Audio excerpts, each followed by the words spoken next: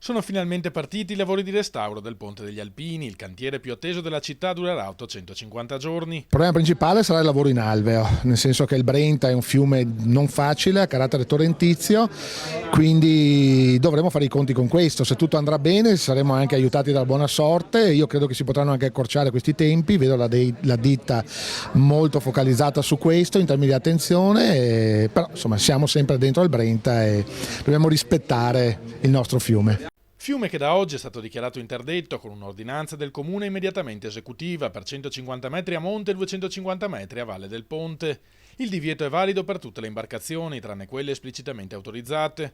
Alla fine del mese, dopo la messa in sicurezza del cantiere, sono previsti i primi interventi in alveo per mettere in secca metà del fiume e cominciare il restauro delle stilate. La sfida tecnica principale è quella di riuscire da una parte, una volta avviato il cantiere, a capire bene alcuni aspetti delle tecniche costruttive che non si possono capire né da fuori né per la grande campagna di indagini che è stata fatta, e mettere eventualmente a punto in corso di cantiere delle ulteriori passi sia tecnologici che di affinamento dell'intervento. I lavori, finanziati per circa 7 milioni dal Ministero dei Beni Culturali, dalla Regione Veneto e da alcuni contributi privati, dovrebbero concludersi a settembre 2018.